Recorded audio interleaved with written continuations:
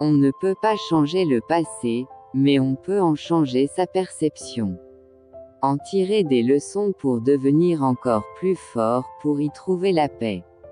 Vous n'allez jamais laisser des empreintes de pas qui durent si vous marchez toujours sur la pointe des pieds.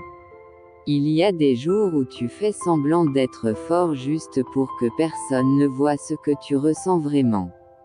Tu souris, tu continues d'agir, tu gères tout, mais à l'intérieur, t'es au bout du rouleau. Et le plus dur, c'est que personne ne le remarque. Parce que t'as toujours su bien cacher ce que tu vis. N'attendez pas l'inspiration. Elle vient pendant que l'on travaille. C'est pas une faiblesse. C'est juste que ton âme crie ce que ta bouche n'ose plus dire. Et peut-être qu'il est temps de cesser de survivre, pour recommencer à vivre. Au fil du temps, j'ai arrêté de parler à des gens qui n'écoutaient pas et à des gens qui voulaient toujours avoir raison. T'as appris à tenir bon, à ne pas déranger, à encaisser sans rien dire. Mais à force de jouer ce rôle, tu t'éteins lentement, et ça, personne ne le voit. Tu deviens invisible dans ta propre vie. Épuisé, isolé, en silence. Et même quand tu veux te retrouver, tu sais plus trop comment faire. L'action est la clé fondamentale de tout succès. Même s'il faut des années pour construire son propre bateau, c'est toujours mieux que de naviguer sur celui des autres. Dans ce monde, rien ne nous appartient véritablement. Et plus important encore, nous ne devrions pas appartenir aux choses.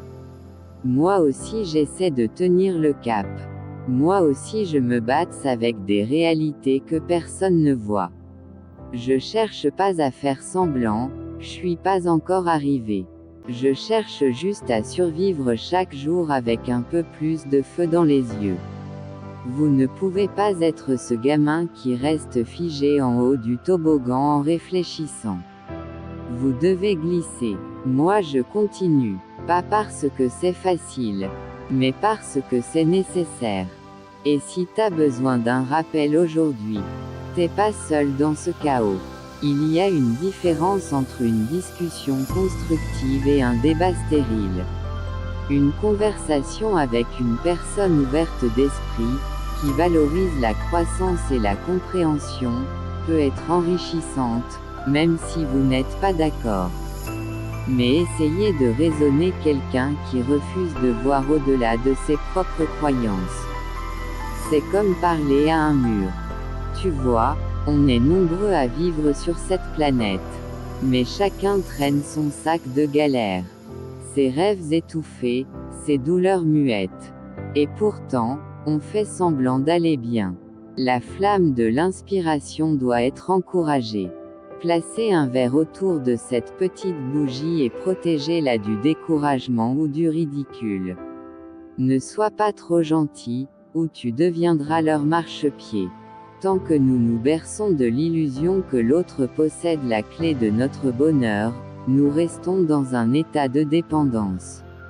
L'autre représente une drogue dont le sevrage nous est intolérable.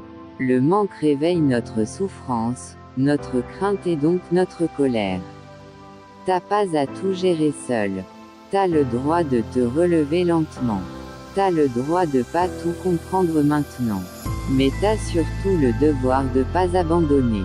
Et vint le jour où le risque de rester serré dans un bourgeon devint plus douloureux que le risque de choisir de fleurir.